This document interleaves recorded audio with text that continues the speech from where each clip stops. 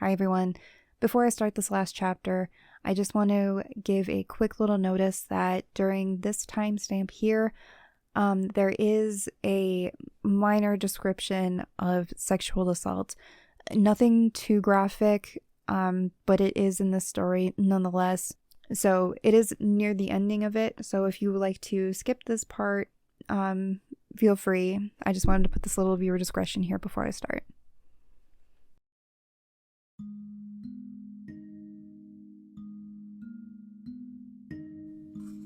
When Uncle Jeffrey returned, he declared that Charles would no longer be welcome in the house. Indeed, until he apologized and set things right, he should not be admitted at all. Having divided the property in his will into 3 portions, my uncle said he was prepared to go back to Charleston if necessary and divide them into 2 portions only. But such talk only made Mrs. Hastings and me all the more anxious, and we had worries enough as it was. If Charles was cut out of the will entirely, what would he do? The question I could not answer in my heart was who had set the fire. Had Jade Green locked us in the root cellar to protect us from Charles, or to make us the victims of a fire? If the gardener had not detected the flames, and Zeke unlocked the door, would the hand have returned to let us out? The cook and I already agreed between us that we would not tell my uncle about the hand and upset him further. So one moment, I worried about the hand. The next, I found myself lost in a daydream of Zeke in his warm embrace, and the next, I worried about Charles's return. Whether he would come again in the night, be waiting for me behind a closed door. Rumor went about that it was he who had locked us in the root cellar and set the house afire, which did much harm to his already damaged reputation. Helene even reported that he had drunkenly tried to embrace her one afternoon when she passed him on the street. It broke my heart to see the pain this caused my uncle. But when he spoke of going to Charleston to remove Charles's name from his will entirely, I dissuaded him, reminding him that many a prodigal son has returned home all the better for his experience. And so, after the workmen had come and gone, and the kitchen of the Sparrow House was in order once more, the 3 of us, Uncle, Mrs. Hastings, and myself, tried to settle down to an ordinary life, as ordinary as a life as can be with Jade Green about. Autumn was upon us, and days were spent at the hat shop, helping women select their fall bonnets.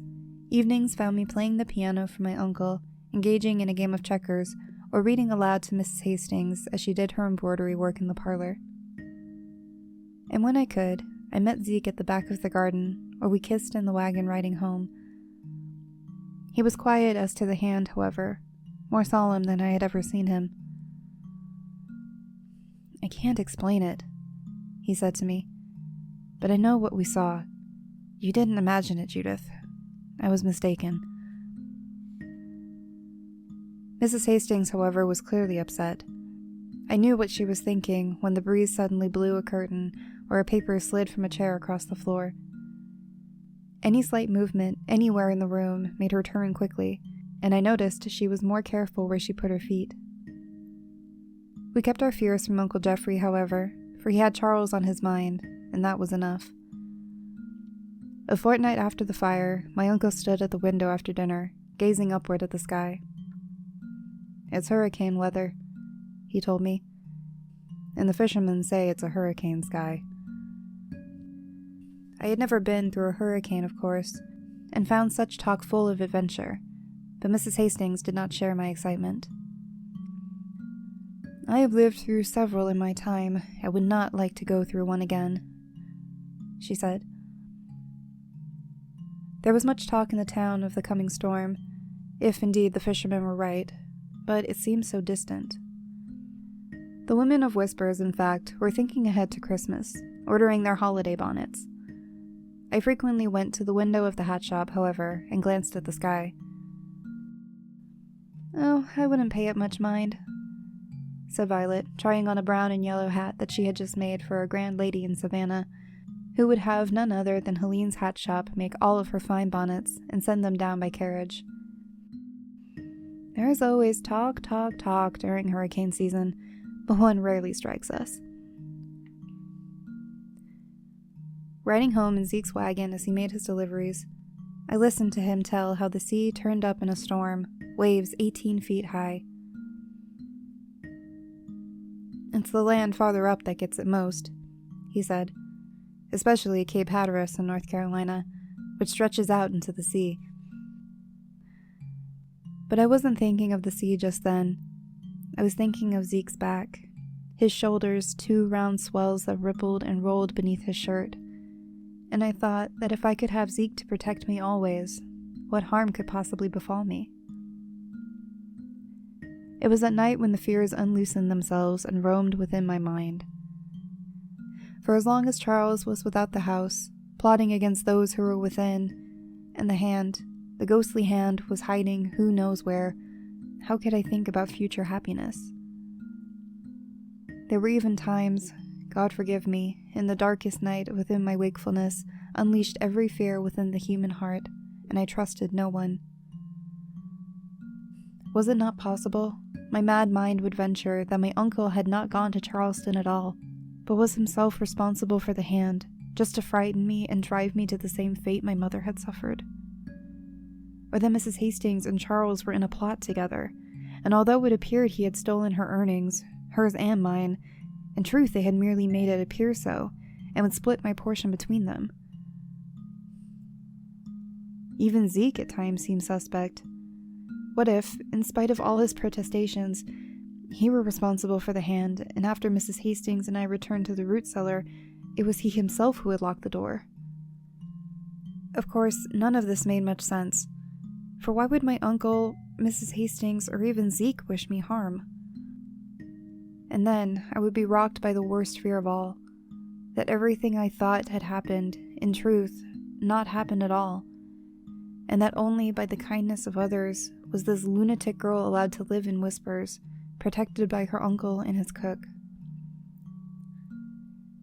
In the mornings, however, with the autumn sun shining through my window, my worries seemed so unreasonable that I faced the day with new confidence, eager to drink my morning tea with Mrs. Hastings, to chatter with Violet at lunchtime, and ride home, if I were lucky, with Zeke.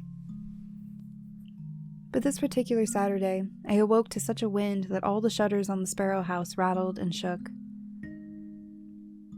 "It's a blow, all right," Mrs. Hastings told me. "You won't be going to the hat shop today, my dear. In fact, Helene stopped by to say that all the shops were closed." Uncle did not go to his place of business either, but put on his mackintosh and boots and walked down to the street to the barber shop where the men had gathered to determine the course of the storm. It was generally predicted that the hurricane, although close, would largely pass us by. By 2 o'clock, however, there was a sudden shift in the wind, and it was evident that the storm was bearing down upon us. Whether the major damage would be here or elsewhere was of little consequence, for what could be seen with the naked eye was frightening enough. Uncle Jeffrey came back from the barber shop, instructing us to close the shutters. He had fretted that he had not the special shutters made to cover the stained glass panels that fronted the arch above the parlor windows, as well as the door. When Zeke came by to see if help was needed, Uncle set him off at once to fetch wood planks to secure over the stained glass. Mrs. Hastings and I were told to pack up the most valuable breakables, and Uncle would take us inland to Mrs. Hastings' brother some distance away. By the time we had loaded them onto the carriage, along with Mrs. Hastings and her valise, there was scarcely room for Uncle, and much less for me. "We will leave some of the valuables behind, Judith. We will not go off without you," he said. "I will come with Zeke," I told him, wishing it so in any case. "I can help him nail the wood over the windows, Uncle. Do go on, and be quick." Uncle Jeffrey started to protest, but Zeke cut in. "I will have her on the way within an hour. My wagon is sturdy, and I know the route to Whitehill." And when my uncle made to unload his carriage further, so that I might ride in, I said, "Think of your stained glass windows, Uncle. It takes 2 to board them up, 1 to hammer and 1 to hold the wood steady. There was no one else to help. Everyone is taking care that his own house should not float away. Promise me you will deliver her safely," my uncle said, grasping Zeke's arm. which was, in truth, more sturdy than his own. "You have my word," said Zeke.